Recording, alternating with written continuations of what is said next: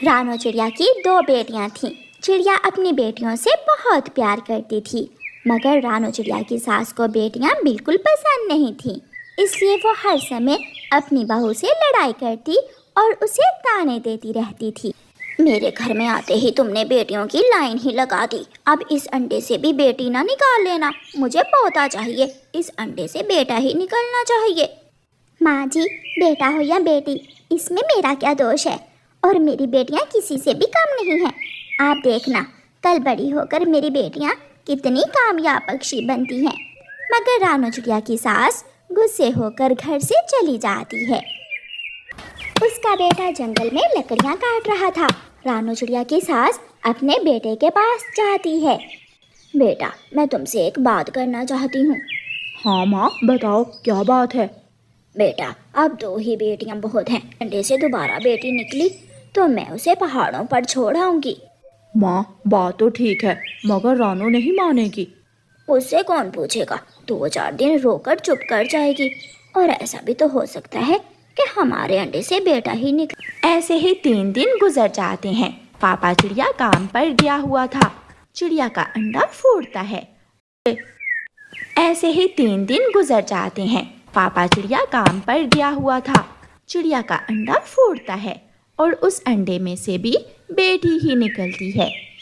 मम्मा चिड़िया अपनी बेटी को देखकर उसे अपने पंखों में छुपा लेती है, मगर चिड़िया की दूसरी 2 बेटियां शोर मचाती हैं। बहना आ गई, हमारी बहना आ गई। छी, चुप चुप कर जाओ। क्या अंडा फूट गया है? अंडा फूट गया है क्या? क्या निकला है अंडे से? भागी भागी रानो चिड़िया की सास वहां आती है। इसे अपने पंखों से बाहर निकालो, मैं देखना चाहती हूँ अपने पौधे को।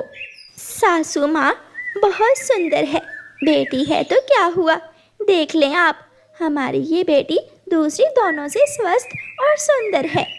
वही हुआ जिसका मुझे डर था। मनहूस, बेटियां तो पहले ही 2 थी मेरे घर में। आ लेने दो मेरे बेटे को, मैं जाती हूँ, मैं अभी जाती हूँ। रानो चिड़िया की सास भागी भागी अपने बेटे के पास जाती है। मुझे तो पहले ही खबर थी उस मनहूस के अंडे से बेटी ही निकलेगी। क्या माँ, क्या अंडा फूट गया है? मोटी तासी गाय जैसी बेटी निकली है अंडे से, जाकर खुद देख लो। सास चिड़िया का बेटा जल्दी से अपनी माँ के साथ घर आता है। रानो, मैं इतनी बेटियों का पालन पोषण नहीं कर सकता। लाओ, ये बेटी मुझे दे दो। आप मेरी बेटी को कहाँ लेकर जा रही हैं? चुप चुप कर जाओ। माँ, आप इसे ले जाओ और छोड़ाओ पहाड़ों पर। ऐसा ना करें, कृपया करें, रहम करें, मेरी बेटी पर रहम करें। मगर रानो की सास उससे बेटी छीन लेती है। पति जी, सास जी, अगर इसे पहाड़ों पर छोड़ना ही है तो मुझे दें, मैं छोड़ाती हूँ। कम से कम आखिरी बार देख तो लूंगी अपनी बेटी को। माँ, दे दो इसे और वहाँ छोड़कर आना जहाँ से ये वापस लौटकर घर ना आए। तीनों बेटियां बहुत डरी हुई थीं। मम्मा, मुझे भी ले जाए, मैं भी बहन के साथ जाऊंगी। मुझे भी पहाड़ों की सैर करना है। चुप कर जाओ मेरी बेटी, चुप कर जाओ। मम्मा चिड़िया अपनी तीसरी और छोटी बेटी को टोकरी में रखकर पहाड़ों की तरफ चली जाती है। मम्मा चिड़िया घने जंगल में जाती है। बड़े पेड़ के ऊपर एक पुराना घोंसला था। मम्मा चिड़िया अपनी बेटी को उस पुराने घोंसले में बिठा देती है। बेटी, मेरी गुड़िया बेटी, आप इसी घोंसले में बैठी रहना। मैं आपको दाना दे जाया करूंगी। आपके पापा और दादो आपको पसंद नहीं करते। मम्मा, मगर मुझे रात को डर लगेगा। मेरी बेटी बहुत बहादुर है। जो भी हो, इस घोंसले से बाहर मत निकलना। मैं हर रोज तुमसे मिलने आ जाया करूंगी। अपनी बेटी को वहां छोड़कर मम्मा चिड़िया रोती हुई घर वापस आ जाती है। वो मजबूर माँ थी, वो क्या कर सकती थी? वो किसी भी तरह अपनी बेटी को बचाना चाहती थी। पहाड़ों की दूसरी तरफ छोड़कर आई हो ना उसे? हाँ, दूर, बहुत दूर छोड़ आई हूँ मैं अपनी बेटी को। रात हो जाती है। मम्मा चिड़िया भी जाग रही थी। उसकी छोटी बेटी घने जंगल में अकेली बहुत डर रही थी। पत्तों के गिरने की आवाज से वो छोटी सी गुड़िया डर जाती और अपनी आंखें बंद कर लेती। मम्मा मम्मा मुझे डर लग रहा है। ऐसे ही रात गुजर जाती है, दूसरी रात और फिर तीसरी। अब आहिस्ता आहिस्ता गुड़िया को डर नहीं लगता था। वो सारी रात जुगनुओं को उड़ता हुआ देखती। प्यारे दोस्तों, रानो दिन में तितलियों से बातें करती रहती। गुड़िया की माँ सुबह शाम उसे दाना देने आ जाती। मम्मा आप कहाँ जा रही हैं? मैं तुम्हारी बहन को दाना देकर आती हूँ। दादू से कहना कि मम्मा नदी पर गई हुई है।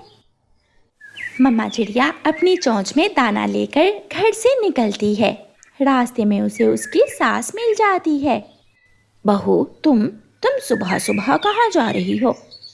मैं तो नदी पर जा रही हूँ। नदी उस तरफ है, इस तरफ नहीं। मैं भूल गई थी। तुम्हारा दिमाग ही खराब है, तभी तो तुम्हारे अंडों से बेटियां निकलती हैं। ऐसे बोलती हुई रानो चिड़िया की सास वहां से चली जाती है। इधर उधर देखकर मम्मा चिड़िया फिर से दाना उठाती है और वहां से चल देती है।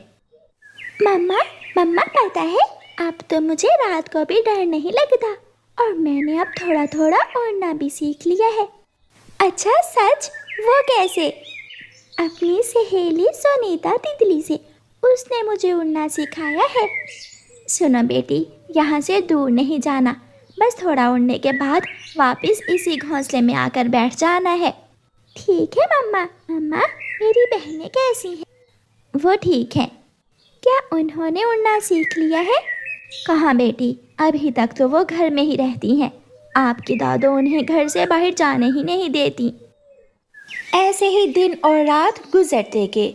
गुड़िया अब बड़ी हो गई थी। एक दिन बूढ़ी सास जंगल से जा रही थी कि वो चकराकर गिर जाती है। उसकी आंखों के सामने अंधेरा छा जाता है। वो बेहोश हो जाती है। गुड़िया अपने घोंसले में छुपकर बैठी हुई थी। बूढ़ी चिड़िया को गिरा हुआ देखकर गुड़िया जल्दी से वहां आती है। इसे पानी की ज़रूरत होगी, मुझे जल्दी से पानी लाना होगा। गुड़िया जाती है और नदी से पानी ले आती है। गुड़िया बूढ़ी चिड़िया के मुंह में पानी डालती है। मैं कहाँ हूँ? माँ जी आप चिंता ना करें, आप ठीक हैं। मैं हूँ ना, मैं ख्याल रखूँगी आपका। बेटी, वहाँ सामने मेरा बेटा लकड़ियाँ काट रहा होगा, उसे बुला कर लाओ। गुड़िया भाग कर जाती है और घने जंगल के उस पार जाकर देखती है। गुड़िया को एक पक्षी लकड़ियाँ काटता हुआ दिखाई देता है। गुड़िया उसके पास जाती है। अंकल, एक बूढ़ी माँ मुश्किल में है। मैंने उसे पानी पिलाया है, वो आपको बुला रही है। माँ, वो मेरी माँ होगी। वो पक्षी जल्दी जल्दी से गुड़िया के साथ जाता है। माँ चिंता ना करो, मैं आ गया हूँ। मैं उठाने में आपकी मदद करती हूँ। फिर एक तरफ से गुड़िया और दूसरी तरफ से बूढ़ी चिड़िया का बेटा उसे उठाते हैं और घर तक ले आते हैं। गुड़िया बेटी, आप यहाँ कैसे आ गई? मम्मा, मेरी मम्मा, मैं तो इस बूढ़ी चिड़िया की मदद करने आई थी। ये सुनकर रानो चिड़िया की सास और उसका पति हैरान हो जाते हैं। बहू, ये छोटी चिड़िया कौन है? सच सच बताओ। सासू माँ, माफ करना। एक माँ कैसे अपनी बेटी को मार सकती है? ये आपकी पोती है। पापा चिड़िया और बूढ़ी सास की आंखों में आंसू आ जाते हैं और दादी अपनी पोती को गले लगा लेती है। मुझे माफ कर देना मेरी बेटी, मैं भूल गई थी। अपने पापा से नहीं मिलोगी क्या? गुड़िया अपने पापा के गले लग जाती है और फिर वो सब खुशी खुशी जीवन गुजारते हैं।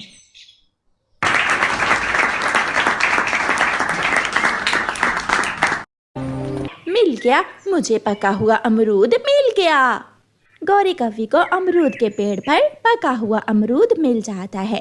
जब गौरी कव्वी वो अमरूद खाने लगती है तो उसे ख्याल आता है, मैं भागकर कालूपति जी को भी बुला लाती हूँ, दोनों मिलकर खाएंगे ये अमरूद। ये सोचकर गोरी कव्वी अपने पति कालू कव्वे को बुलाने जाती है। कालू, कालू जी, तुम यहाँ सोए हुए हो, उठो, मैंने एक बहुत ही पका हुआ अमरूद ढूंढा है, चलो मेरे साथ, हम दोनों मिलकर खाएंगे वो अमरूद। ये सुनकर कालू कौवा तो खुशी से उछलने लगता है। मुझे तो बहुत जोरों की भूख लगी हुई थी। गोरी, तुमने तो कमाल कर दिया। उड़ता हुआ मिट्ठू तोता भी अमरूद के पेड़ के पास से गुजरता है। तोते को तो पके हुए अमरूद की खुशबू दूर से ही आ जाती है। यहाँ कुछ है, ये खुशबू पके हुए अमरूद की है। पत्तों के नीचे मिट्ठू को एक पका हुआ अमरूद दिख जाता है। आज तो मेरा दिन ही बन गया, इतनी जल्दी फल मिल गया, और वो भी मेरा फेवरेट फल अमरूद। गौरी और कालू कौवा भी वहां पहुंच जाते हैं। दूर दूर हो जाओ इस अमरूद से, ये अमरूद तो अभी थोड़ी देर पहले मैं देख कर गई थी। मैं कालूपति जी को लेने गई कि तुम आ गए। जब ये अमरूद छोटा सा था, मैं तो इसे तब से देख रहा हूँ। ऐसे नहीं चलेगा, ये अमरूद मेरा है। अपनी जुबान तो देखो, पता नहीं तुम किससे बात कर रहे हो। काली कव्वी से, और किससे बात कर रहा हूँ? तोते का इतना ही कहना था कि कौवी और कौवा दोनों मिलकर तोते को पेड़ के ऊपर ही लिटा लेते हैं और मारने लगते हैं। बचाओ, बचाओ, मुझे इन दुष्ट कौवों से बचाओ। शोर सुनकर रानू चिड़िया जल्दी से वहां आ जाती है। गौरी और कालू, छोड़ दो, मिट्ठू को छोड़ दो, मिट्ठू मर जाएगा। कौवी और कौवा मिट्ठू को छोड़ देते हैं। मार ही देना था तुझे आज मैंने। तोता तो गिरा पड़ा था, वो खून में लथपथ था। गौरी ने तोते के पंख पर चोंचे मारी थीं। चल कालू जी, इसके लिए इतना ही काफी है। गौरी पेड़ से अमरूद तोड़ती है और कालू को साथ लेकर वहां से चली जाती है। मिट्ठू, शांत हो जाओ, तुम्हें कुछ नहीं होगा, मैं अभी बुलबुल डॉक्टर को बुला कर लाती हूँ। चिड़िया जल्दी से बुलबुल डॉक्टर की तरफ जाती है। बुलबुल बुलबुल, जल्दी चलें, कौवों ने मिट्ठू तोते को मार मार कर लहूलुहान कर दिया है। रुको चिड़िया, मैं पट्टी का सामान ले लूं। मैंने पंख और टांग पर पट्टी कर दी है, अब इसे किसी तरह इसके घर छोड़ दें। और मिट्ठू, 3 दिन तक उड़ना नहीं, घर में ही आराम करना है।